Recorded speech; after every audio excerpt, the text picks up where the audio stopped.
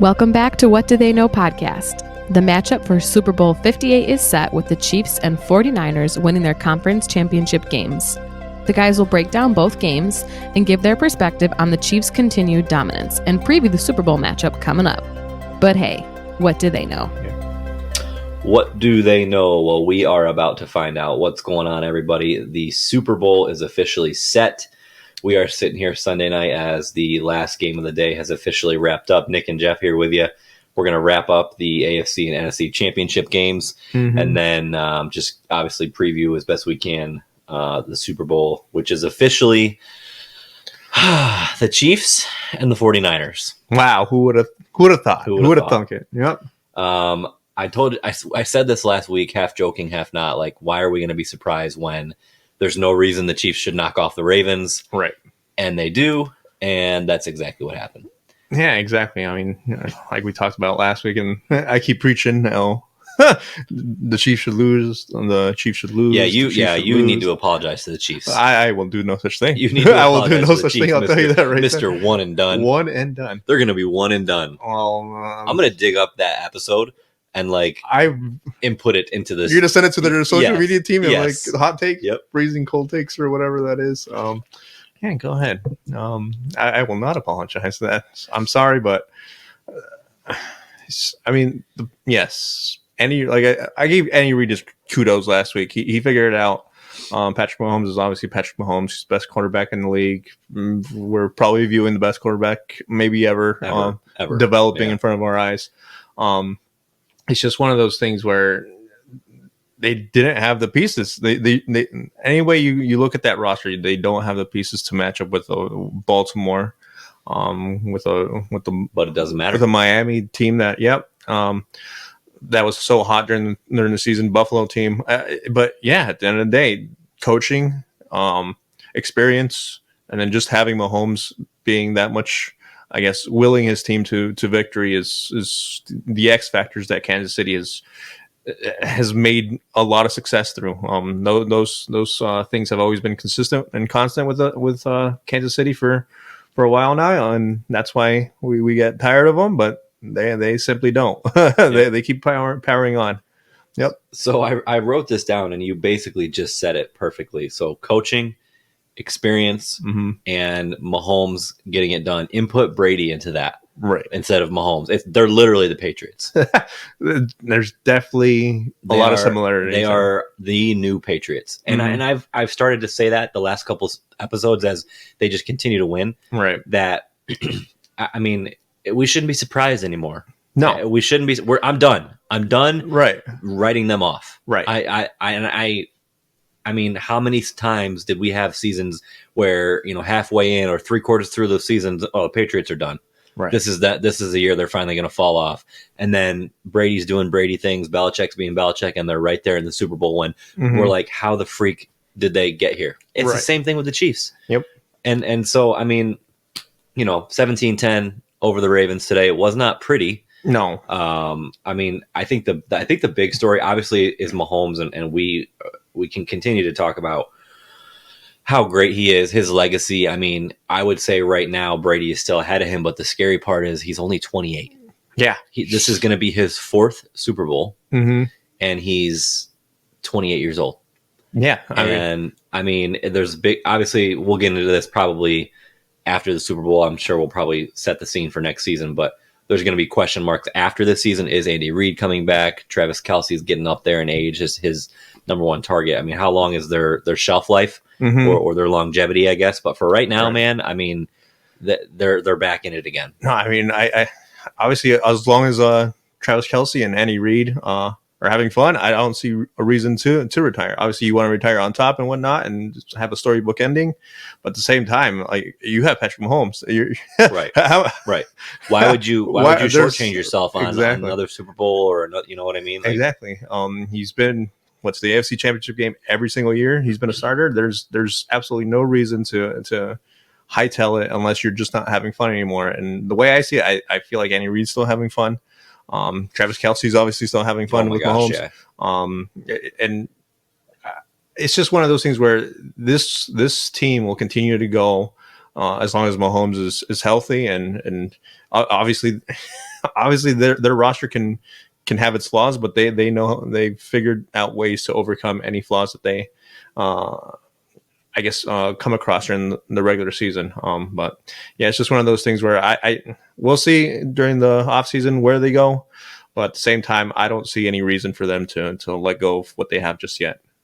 Yeah, no, I agree 100%. I think that Andy Reid, can never get inside a guy's head, but I think you'd be foolish to retire now. Yeah, and especially after all the, I guess, failures he had in Philadelphia, and like now, like right. the golden ticket just fell in your lap, and there's right. no reason to let that go. And you could argue that this game or this postseason is his best work as far as coaching. It's been well documented their deficiencies all year, and I feel like he finally figured out, midway. I don't know. 3-4 weeks left in the season, whatever it was, whenever you want to say that aha moment was, he finally figured out that he needed to use Isaiah Pacheco more and Rashee Rice. Right. Those two guys, when those two guys kind of stepped up and started making plays, the offense became completely different. Travis Kelce freed up more. I mean, he went absolutely off today. He had 11 receptions, 116 yards, and a touchdown. He broke the NFL record for postseason catches, and touchdowns, right? And I don't know about touchdowns, maybe, but definitely catches, which was held by Jerry Rice. That's the sound. Okay, and so he now has the most catches in playoff history, and he's a tight end. It's amazing. I mean, another similarity, Brady and Gronk. I mean, they have, in my opinion, they have passed Brady and Gronk. Oh, absolutely. Mahomes and Kelce are the best quarterback tight end duo, that I've ever seen that I can think of. Yeah, and when we saw Brady and Gronk, I honestly didn't think we'd have a comparison so quickly. Obviously, the tight end kind of got revolutionized with Gronk. The Patriots did the whole two tight end with Aaron Hernandez and Gronk there. Yep.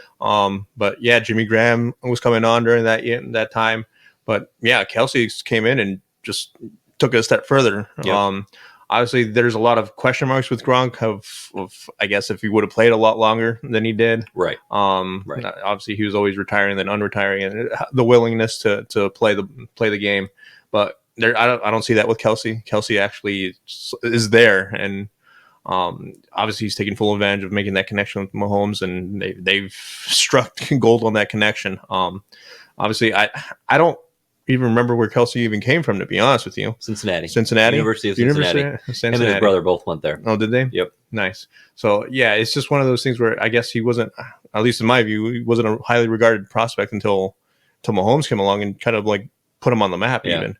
But, yeah, it's just one of those things where you have to appreciate the things that are happening in front of you, even if you don't want them to happen or you're not a fan of whoever's doing it, Kelce and Mahomes.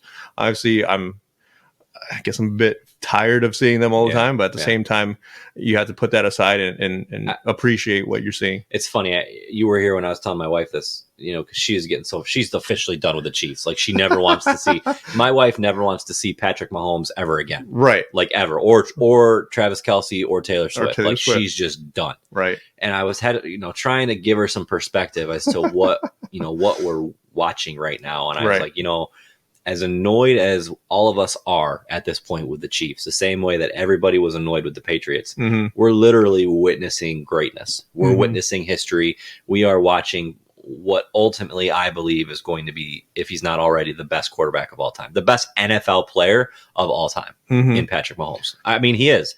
You can sit there and, make fun of his voice and say he's annoying and the Chiefs and everything that always is associated with him, his wife, his brother, whatever. Right. The dude is a stud. Right. The dude, flat out, he's a beast. Yeah. And he's only 28. Yeah. They said, somebody tweeted that today. Like it says his fourth Super Bowl and he's only 28, and my jaw dropped. My jaw hit the floor. Yeah. Because it seems like, number one, he's been in the league forever because he's already done so much. And I mean, think about how long Tom Brady played. Right. How old was he? 43, 44? Well, I mean, if you're going up based off of that, Mahomes has at least another 12 years. Right. What is he going to do in 12 more years? That's kind of sickening to think about. Yeah, and I mean, I guess this comes down to character because obviously through all the documentaries that you see of Tom Brady, he had like an obsession to win. Yep. Mahomes, I'm not.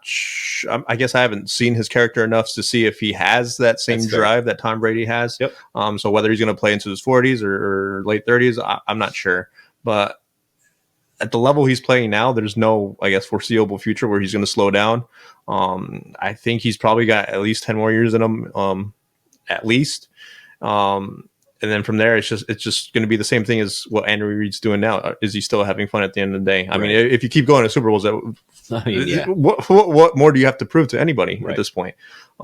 He obviously knows what he's doing, and he's been successful at everything he's done. And there's just nobody in the NFL that can really stop him right now. So, I mean, it'll just depend on what he feels is, I guess, appropriate for him to go how far he wants to go. Yep. I think a big story in this game that I feel like generally gets overlooked because it's Mahomes is how phenomenal the Chiefs defense played. Yeah. Steve Spagnuolo, the defensive coordinator, just put on a masterclass performance of controlling Lamar Jackson and the Ravens and that run game. I mean, going into the game, the story was, Mahomes is not going to be able to match up with the Ravens defense. And granted, he didn't light the world on fire, but he did enough to win the game, whereas the Ravens, the Chiefs defense completely bottled them up.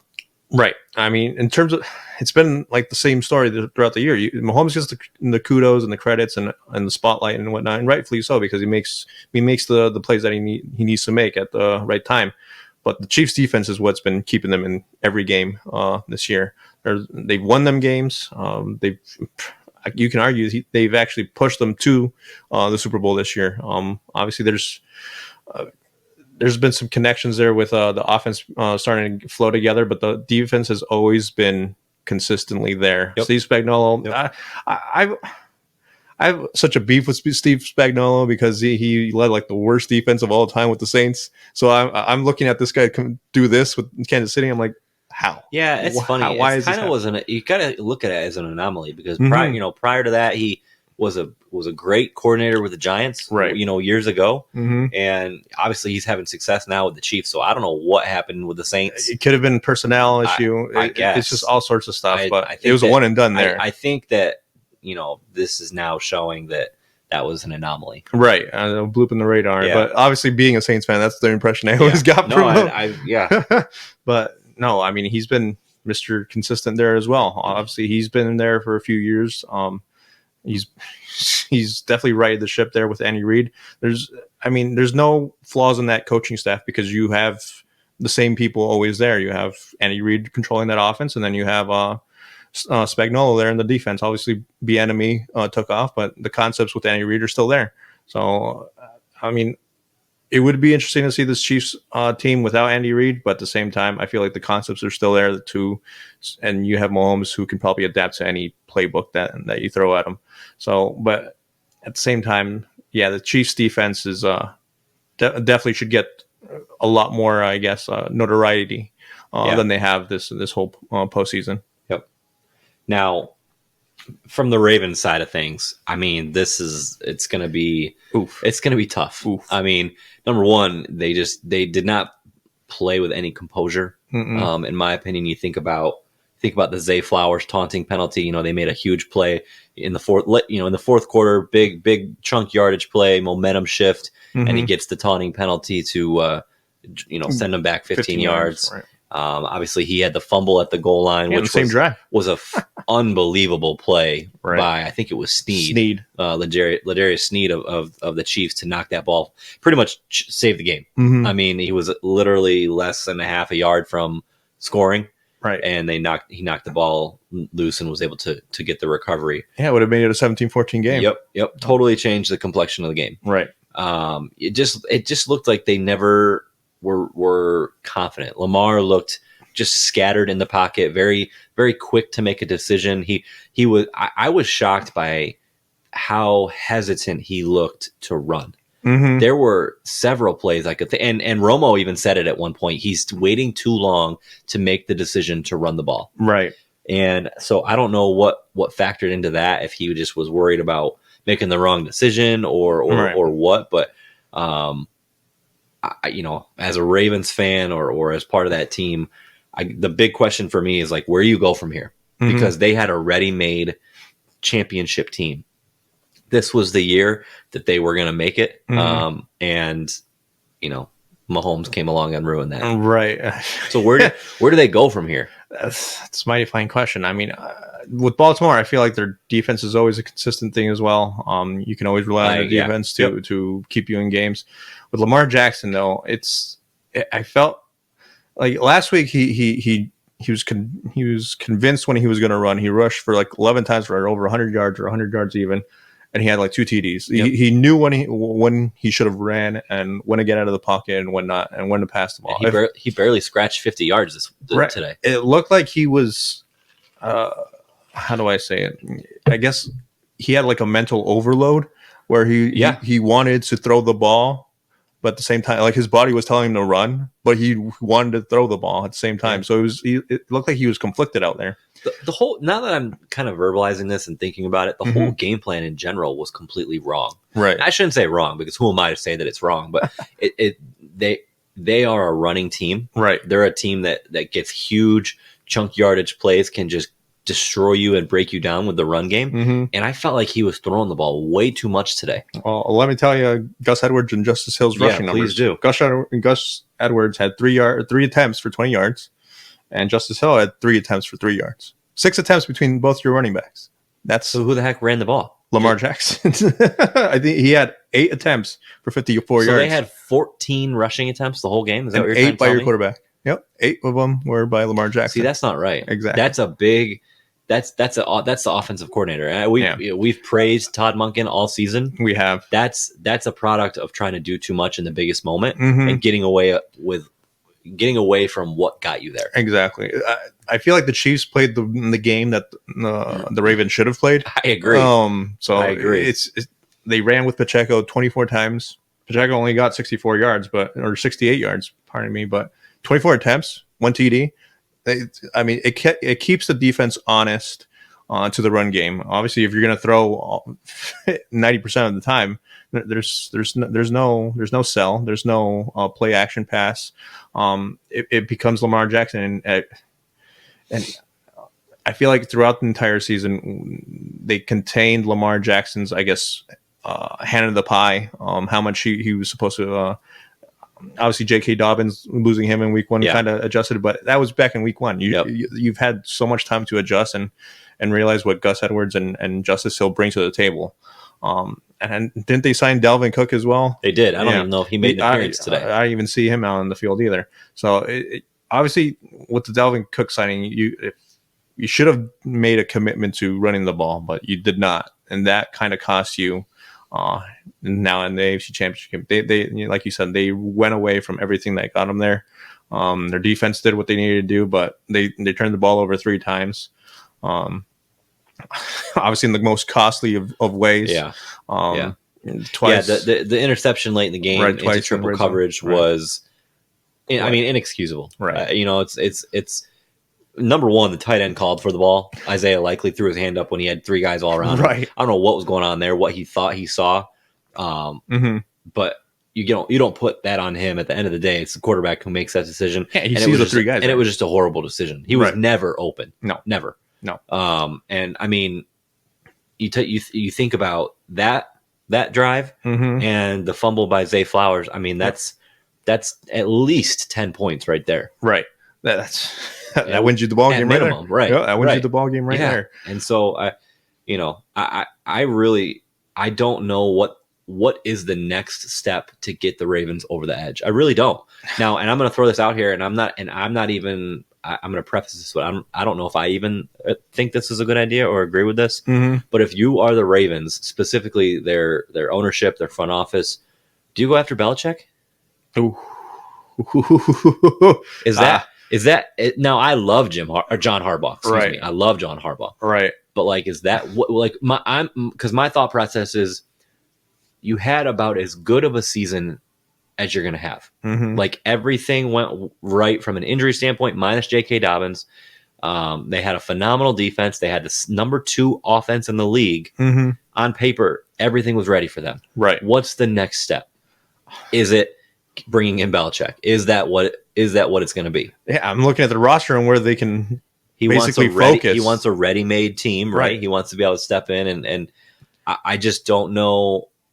I don't know what schematically they're going to be able to do different to get them over that hump. Yeah, I really don't. I mean, it's just not a roster overhaul that is, I guess, needed here. No, I still think they need another playmaker at wide receiver. Right. I mean, Zay Flowers is only a rookie. It's only his first year. Obviously, next year maybe he'll take another step. At the same time, you need Odell Beckham's a free agent. Obviously, you do need someone there. Mark Andrews hardly played at all. Maybe that was a disappointment. He had to have not been fully ready. Right. A healthy Mark Andrews might change the complexion of the game a little bit. But yeah, I mean, Zay Flowers had, I think, 5 receptions for, let me see here, 115 yards and a TD. I think the other wide receivers combined had a total of 5 receptions. You need someone else to I guess, pick up the slack there, especially if Mark Andrews is just going to be a decoy type of thing. Yep. Especially if you're going to have Lamar Jackson throw that many times or drop back that many times. I cannot believe that they only ran the ball that many times. Yep. Like, I knew watching it that they weren't really running the ball, but for you to throw out those numbers, like, that's baffling to me. Yeah, and it wasn't even a blowout. It was a close game throughout the entire thing. Right. And it's like they panicked just because Mahomes and KC were on the other side of the sideline. You didn't see this last week at all. No. They had a game plan and they stuck to it. This week, whether this was the game plan, it's just I feel like it can't be. I'm baffled by it. It shouldn't be the game plan. You don't throw the ball that many times with Lamar Jackson. You run the ball and then Lamar Jackson, I feel like I said earlier, I think he just had a mental overload of how much responsibility was giving him at the end of the day. But we'll see where they go, because I can't give you an answer for that. Right. I honestly can't. There's no easy solution. Like, we got to change this, or we have a gap here. Like, there's just not that. No, this was their year. Right. And so I'll be really curious to see what their offseason looks like. Timeout real quick. Okay. So I know this is the playoffs, Super Bowl matchup, all that. We got to talk about Belichick. All right. As I said his name, I'm like, we got to talk about him. He has not been hired yet. No, there are only 2 openings left. What is that? Seattle and Washington. Mm-hmm. The only and to make matters worse, out of the 8 teams, the 7 minus the Patriots, the 7 vacancies, only 1 team interviewed him. Right. The Falcons. Right. I don't know what is going on there. There's obviously he wants, a large share of control. He wants to make personnel decisions. Right. And so maybe that's a factor, but I am mind blown that he may not actually be a head coach next year. Right. I mean, absolutely mind blown. I think they're talking about him being a TV analyst or something. Right. Which I can't. I mean, are you kidding me? the dryness, absolute dryness. Yeah. We're on to Cincinnati. They played good. They played. They scored enough points to win. Put him and Brady in the commentator booth. God, please don't put him behind a microphone.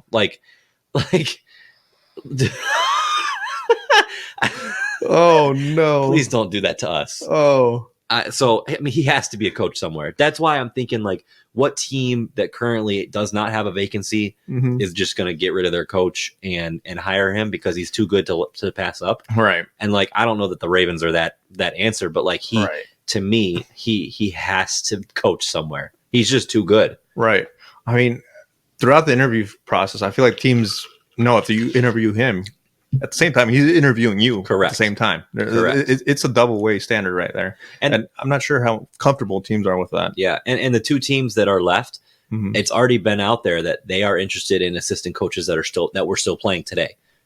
So they already have their eyes on other guys. They're not even going after him. Right. So it's staggering to me. I know that people don't want to relinquish control, but at the same time, how bad do you want to win? You know what I mean? I don't know. I mean, if you're Belichick, what more do you have to win at this point? You have all those Super Bowls, and I mean, it just depends on how much he wants to really coach. But at the same time, does your love for the game outvalue, I guess, your want for control, or vice versa? I don't know, but I mean, obviously, Bill Belichick is a brain and a half in terms of football knowledge. Oh, no doubt. So it's just whether you bite the bullet and let him have some power and control the roster in some way. I don't know. I mean, especially if he comes in and doesn't like the roster, all of a sudden you're doing another rebuild, right? And well, that's the thing. Like, so people say it's got to be a very particular team because he doesn't want to. He doesn't want to do. He doesn't want to be part of a rebuild. He wants a ready-made team, whatever that looks like. And he's not going to be. I mean, these teams have head coaching vacancies for a reason because they don't have a complete roster at the same time. That's why everybody said that Atlanta was the clear choice because they had the pieces on offense and they had a decent defense. Right. It was just quarterback. Tell you what, man. Arthur Blank better be dang sure that Raheem Morris is the guy. Right. Because if not, he's always going to be the guy that picks someone else over Belichick. And it's going to be the worst ownership decision ever. So I don't know. We can go back to the playoffs. I realize we've never talked about that. No, we didn't. No, we didn't talk about last week. We didn't talk about any of the hirings, and so that just, as I said his name, it kind of stuck out to me. Also, one last thing. I am drafting Justin Herbert number 1 overall next year in our fantasy football draft. Because with Jim Harbaugh coming in, I think that the Chargers. That's what I've been saying for weeks and weeks and weeks that I wanted to happen. I wanted Jim Harbaugh to come in and see what he could do with Justin Herbert. Right. I can't wait. Can't wait. I'm just going to leave it at that. Okay. I'll make sure to draft him ahead of you. Okay. Thank you. You're welcome. All right. So anything else with the Chiefs and the Ravens? We kind of got off topic there. No, you're good. I mean, there wasn't much to talk about. It was just it was a 17-10 game. There wasn't a ton of scoring. I mean, it was defense played their roles. Yep. It was just about Lamar Jackson and how he handled the pressure, and he just did not, adjust to the way that the Chiefs were defending him. Yep. So we'll see what happens during the offseason for the Ravens. Like we discussed, there's not many holes you can, I guess, patch up or improve. It's just go back out there and do it again. And drop a better game plan or something. That's the.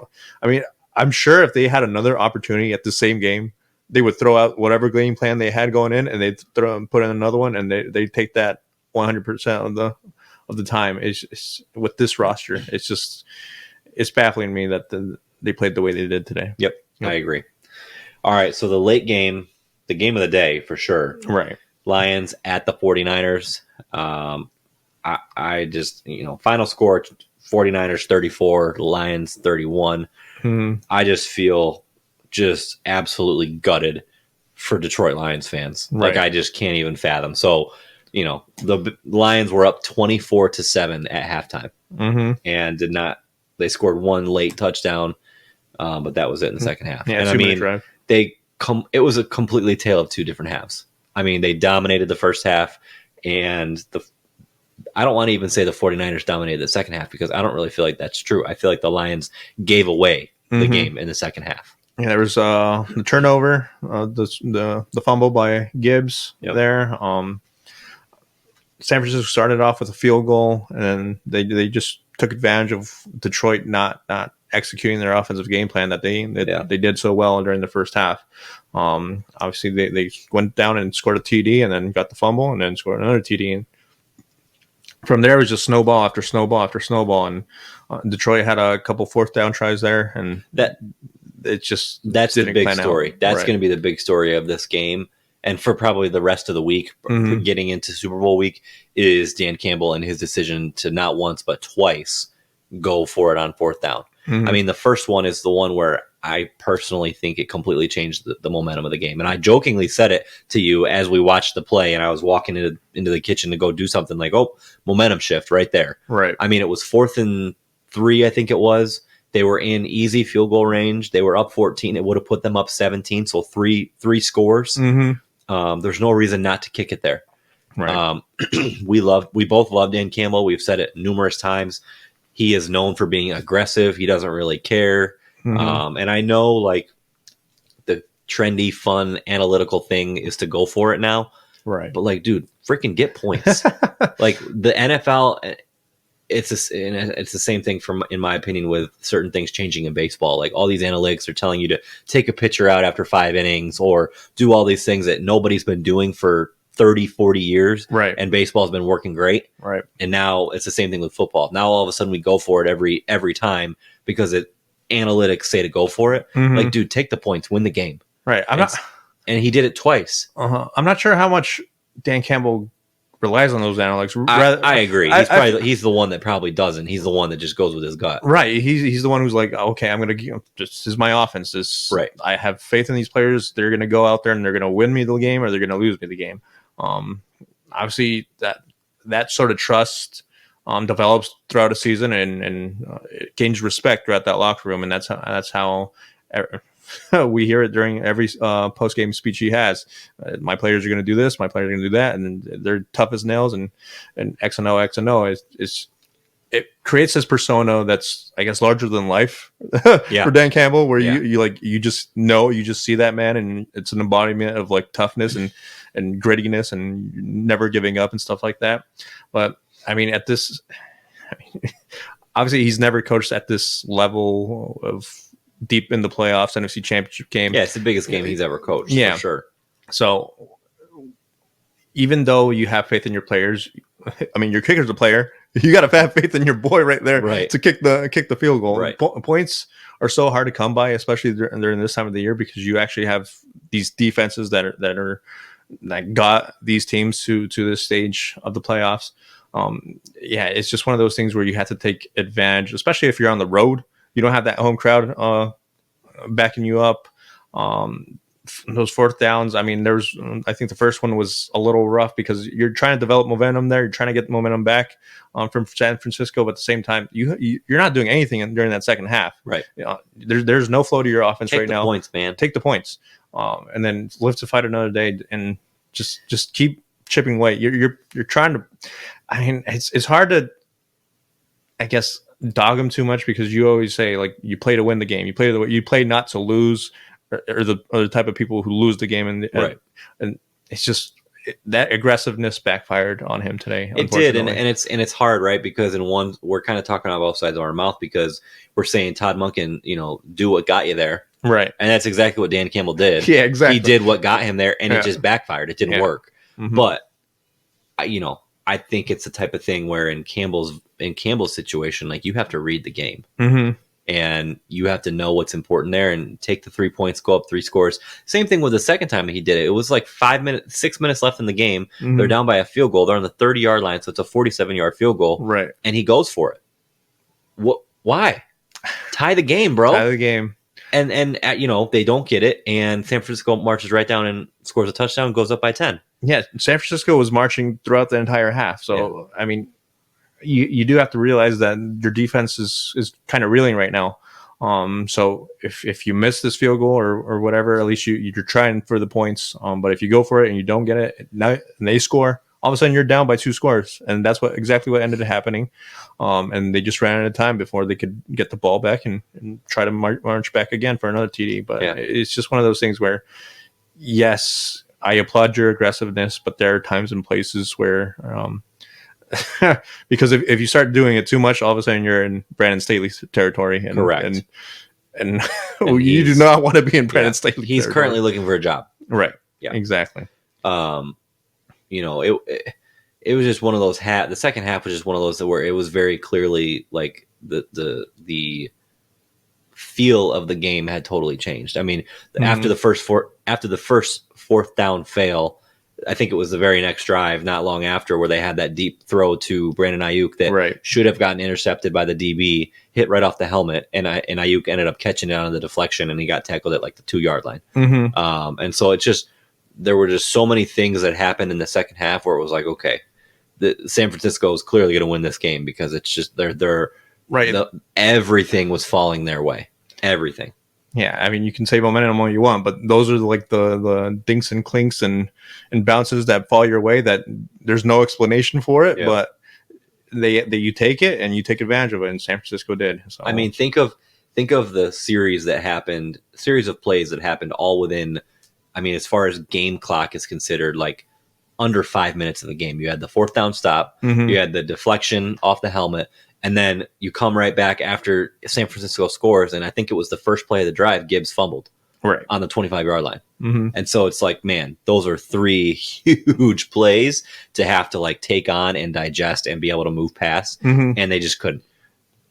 And it's crazy to think about because that was Detroit's one turnover. They only had one turnover, Right. but it felt like they turned the ball over so many times because of those aggressive fourth down calls. Well, I was going to say they kind of did. Yeah. And it's just you can't put your defense in that sort of situation, especially when you're that offense is starting to turn it on. Christian McCaffrey was starting to turn it on. Ayuk had that big play. Deebo Samuel had a nice game. Brock Purdy burned him with his legs. Yeah, he did. He did.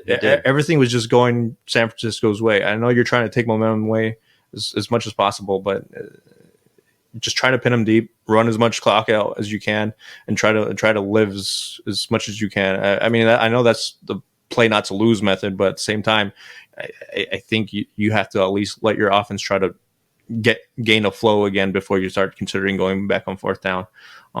It's rough. I feel like this way. I had this feeling about Buffalo last week where you feel sorry for the fans, and once more this week, Detroit. Obviously, they've have a long history of suffering as well. I mean, 24/7 at halftime. Right. Like, you got to think that sort we're of going way. To the Super Bowl. Right. To give them that hope. Dude, I can't even fathom that. I would be crying, I think, if I was a Detroit fan. I really do. Oh man. Oh, that's rough. But on the flip side, it's kind of the opposite. In my opinion, it's the opposite of what we said with the Ravens, where it's like, okay, where do you go from here? Mm-hmm. The Lions, man, this is year one of being good. Mm-hmm. You know what I mean? Like, I feel way more encouraged about the future of the Lions than I do about the Ravens, at least day one initial reaction to both of these games. Like, the Ravens, they were the number one seed. They did everything right. You know, they had I'll put quotes around it, the perfect season as far as on paper, what they did in the regular season. Mm-hmm. Whereas the Lions, they're just still kind of figuring this out. Right. So I think that the Lions still have a lot to be excited about. Yeah, I feel like Dan Campbell's going to reflect on this game quite a bit. He looked like he was going to cry. Right. I felt so bad for him too. I mean, we can dog on him too, but like, he's one of the most emotional coaches in the league. Right. He wears his heart on his sleeve for sure. And so he looked just absolutely defeated. Right. Devastated. Any word for sadness really that could describe Dan Campbell. It's just going to be one of those things where he has to learn and adjust into future, because like you said, this is year one. This is year one of being good. Obviously, if you're a Detroit fan, you can't take these things for granted, especially for how long you've suffered. Right. But at the same time, this is a young football team. It's not like it's an old football team. You got to think they're going to continue. Right. Yep. The trajectory is pointing upwards. As for the Ravens, you've been stagnant for, I feel like, a while. Obviously, they had that Super Bowl win a decade ago or whatever it was, over a decade ago, but they're consistently good. It's just they can't get past that hump. Yep. But in terms of Detroit, you still at least have that hope of getting there one day. Now, the one thing that both of these teams I think are going to have to deal with is I think it looks like they both might lose their stud coordinator. Ben Johnson, the coordinator for the Lions, he's up for a head coaching job, and Mike McDonald, the defensive coordinator for the Ravens. Ravens were known for their defense. The Lions were known for their offense. So they're going to be losing. I think that's who Seattle and the Commanders are both going after. Right. And so that's going to be the one thing that I think specifically with the Lions that they're going to have to, figure out is because Ben Johnson is a phenomenal coordinator. Right. The fact that he was able to develop this run game, the play action, get this kind of results out of Jared Goff is phenomenal. Right. And the reason that he's up for a head coaching job. So that's the downside about being good and not winning it all is you lose your coordinators. Right. So I mean, like Ben Johnson deserves all the credit in the world, to be honest. Dan Campbell, I'm not sure how much, I guess, of a opinion or a take he has in the offense. Right. So I've always felt like Dan Campbell is the leader, and he, as long as he surrounds himself with competent coordinators, everybody just rallies around him and they push forward as an entire group together. So it'll be interesting if Ben Johnson takes off, where they go from there offensively, and how their offense is going to look next year without Ben Johnson, if he does get hired somewhere else. Taking a job. There were a lot of teams that wanted him last year, and he decided to stick around because he felt pretty good about this season. So we'll see if he does the same thing. Or I mean, how long can you not take that payday? Right. You know what I mean? Right. It's a promotion. Correct. You're getting hired for a promotion. And I mean, yes, you care about the players and you care about what you've established there in Detroit, but at the same time, you got to look out for yourself and what you think you can bring to the table elsewhere. I mean, obviously you want all the credit in the world, especially, and head coaches get that credit over the coordinators most of the time. Yep. So I'll just say this just real quick before we jump into previewing the Super Bowl. Mm-hmm. The 49ers, man, their 2 games, not pretty. It's hard to not. It's hard to tell. Okay. let me slow down here. Let me slow down here, people. Right. They're in the Super Bowl, right? So it's really hard to say this about a Super Bowl team, but they kind of got it given to them. Both games. The Packer game they should have lost, in my opinion, and this game they should have lost. So, I mean, they're there, and, 49er fans have to be ecstatic and saying all these different things about how great Brock Purdy is and how they came back. I would argue they didn't come back. The Lions gave it away. But both of their games were less than stellar. Right. I mean, I feel like both games, it's been tell of 2 halves. Correct. With Packers and Detroit, the first halves have been questionable and I mean, Matt LaFleur went for it instead of kicking a field goal. Right. Same thing. Yeah. Yeah. Second half. I mean, they're winning in ways they're not used to winning, and that we saw the stat last week with the Packers. They haven't won. They didn't win or hadn't won, trailing in the fourth quarter by X amount of points, 7 or whatever it was. In a really long time. Right. Yeah. And then I think they were like 2-29 when they've been trailing by 14 plus points to any team during any time of the year. So falling behind isn't 49ers game. They right. like to be ahead. They like to run the ball with McCaffrey. They like having Brock Purdy as the game manager rather than being the superstar come from behind quarterback that I feel like every team needs in this league. But I feel like they're transcending their game in a way, and I'm not sure if it's for the better just yet. Obviously, they made it to the Super Bowl, so right. it's worked out for them so far. But obviously, if you're a 49er fan, you don't want to see your team down 20 at halftime or something going against the Chiefs, especially with that defense. No, thank you. You're right. So right. It's one of those things where they can't make a habit of it. It's nice to see them pulling out these wins now, but at the same time, you must be nervous if you go down big to KC at half. I'm not sure if they can claw that hole. Right. Packers and the Detroit defense is not anywhere. It's not the Chiefs. It's not the Chiefs right. defense at all. So it'll be interesting to see how they game plan and how they come out, especially after coming out with goose eggs both with Green Bay and Detroit. But yeah, it's. I feel like the first half is going to dictate a lot of that outcome. A lot more than we I guess assume. Obviously, second half come from behind victories, all that stuff brings the spotlights and the big stories. But I feel like the first half of that game is going to really dictate where that football game is going to go. Yeah. So I mean, Chiefs against the Niners. It's obviously a rematch of the 2019-2020 season Super Bowl. Mm-hmm. The Chiefs won that game 31-20. They were actually down 10. In the fourth quarter, right. And Mahomes did Mahomes type things, mm-hmm. and they ended up winning 31-20. But I think we talked about this throughout the season. Getting teams at the right time. Mm-hmm. Where there was 1 week we said the Cowboys are getting the Eagles at the perfect time. Mm-hmm. I would kind of argue that the Chiefs are getting it's. And again, this is ridiculous to say because it's the Super Bowl, right? But I would argue that the Chiefs are getting the Niners at the right time because the Chiefs are playing they're playing their best football this season. Oh, absolutely. And the Niners are not.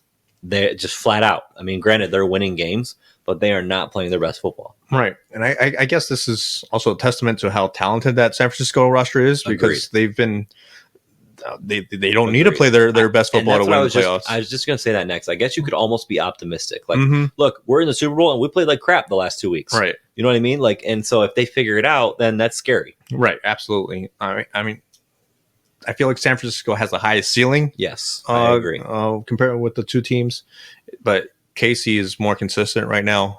Obviously, they've after that Raiders loss, I feel like that's the last loss they've had.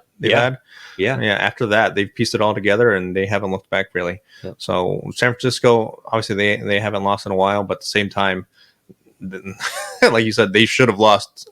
I feel like both of these games, Green Bay and Detroit. So. I don't know how much of a confidence booster it is right now to be in that San Francisco locker room, knowing you you basically stole 2 games to get to the Super Bowl. Right. But you kind of have to refocus and realize you probably won't do that against KC. It's going to be a hard task to do. Yep. I think it's going to be, not arguably, it's going to be probably the biggest challenge this season for Steve Spagnuolo and his defense. I mean, they've played great. They shut down the Ravens, but we already talked about the Niners have so many more weapons than the Ravens do. Oh, absolutely. So many different option plays, gadget plays, motion this, motion that. Debo, is he going to catch it? Is he going to run it? Same thing with McCaffrey. I mean, you got Kittle, you got Brandon Ayuk, who made a phenomenal catch today. Like, there's just so many things. And then apparently you got to worry about Brock Purdy taking off and running the ball. So I think that's for me, that's the matchup, is the Chiefs defense versus the Niners offense. Right. And I feel like the Ravens had the better defense between the Ravens and the Niners, so maybe there's a little bit of leeway there. But at the same time, McCaffrey is not Justice Hill. He's not Gus Edwards. Debo Samuel is not Zay Flowers and Odell Beckham. I mean, San Francisco plays for their fullback. Not a lot of teams run plays for their fullback. Yeah. He was toe tapping on the sideline. Yeah, making toe tapping. What the freak, man? Where do they get players in San Francisco making toe taps for a fullback? Yep, exactly. So it's definitely going to be a little bit different. I feel like I feel like San Francisco knows more of their identity than I guess Baltimore did today. Obviously, they had a whole offensive adjustment throughout the year, and I feel like this game today kind of overloaded Lamar's brain on that one. But Brock Purdy has been in the same system for 2 years now. He knows what to do. McCaffrey knows what to do. That entire offense is very potent. Yeah, I don't feel like there's going to be any, I guess, snags or snugs or anything like that'll speed bumps that'll give the breaks to Kansas City like Baltimore did today. So yeah, it's going to be an interesting matchup. I just don't I just don't know where it's going to go really, because it's going to depend on what San Francisco team is going to show up to be honest. I think I know what KC team is going to show up, and that's going to be the one we've seen throughout the playoffs. Yep. San Francisco wise, I don't know. Right. It'll depend. Right. It'll depend there. You know, it's funny with San Francisco, and we can obviously, this is a conversation more for after the Super Bowl as we're wrapping up the season and previewing next season. When they were down big, there was a scene where Shanahan was on the sideline talking to Brock Purdy, and I couldn't help but think that if they don't win this game, or if they don't win the Super Bowl, Shanahan is still going to look for somebody else. Yeah, he's constantly looking. He's not happy. Right. He's never. I mean, you know, if Brock Purdy wins the Super Bowl, I don't think you go out and shop and get somebody new. Oh no. But if they don't, and if he doesn't play his best, I mean, for crying out loud, Jimmy Garoppolo took them to the Super Bowl, and then the NFC Championship game, and then they drafted Trey Lance. Right. So there's really no loyalty there for Shanahan and his quarterbacks. Like I just feel like he's still searching for like the guy. Yeah, that's a very good point. It feels like Shanahan definitely has short leases with his quarterbacks. So I'll be really curious to see that dynamic next in 2 weeks in the Super Bowl, and then this offseason, kind of what that looks like if they go after one of the free agent guys. I mean, Kirk Cousins, can you imagine plug and play there? I don't know. I'm just throwing it out here. I feel like I got a couple hot takes tonight. Bill Belichick to the Ravens, Kirk Cousins to the Niners. We'll see. That. Yeah. Ooh. All right. It's getting spicy.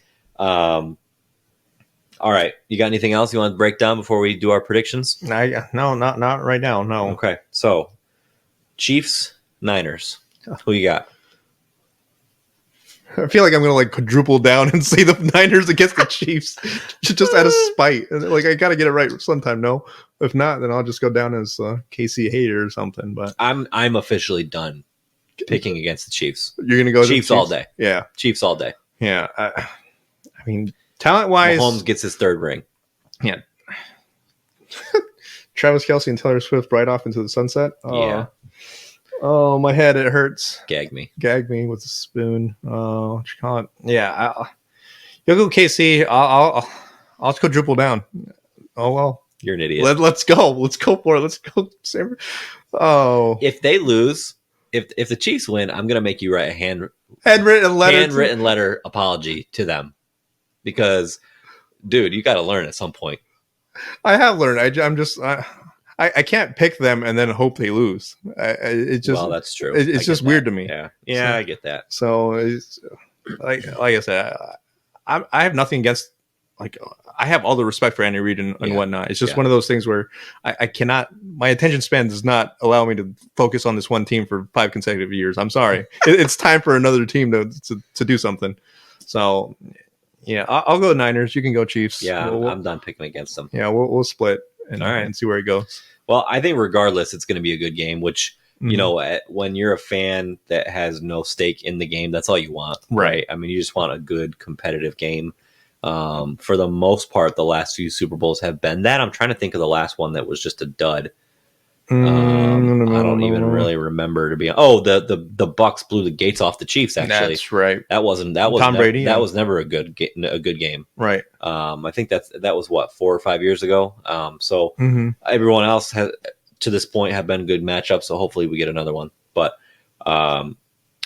we will be off next week. Right, we'll be on bye. We're not doing a show, so we're on bye. Obviously, Super Bowl's in 2 weeks, so we will be back after the game to wrap up our season, wrap up the Super Bowl, recap it for you guys, and obviously we'll talk about the game and we'll preview whatever is on our radar for next season as well. Write my letter. Yeah, write your handwritten letter, apology letter to the Chiefs for continuously picking against them. Apparently, they should thank me for always picking against them. Bulletin board material. Yeah, bulletin board. They clearly listen to the pod. They probably have my face posted on their bulletin board right now. Yep. All right. Well, we will see you all in 2 weeks. Have a good bye week, and we'll see you guys in 2 weeks. Go Chiefs. Go Niners? I don't even know at this point. Go off season at this point. Go Jets. Go Jets. Go Saints. Thanks for listening to What Did They Know podcast. Make sure to follow us on all of our social media outlets to see future episode details. And don't forget to send in any questions or topics that you want to see the guys discuss in their weekly episodes to come.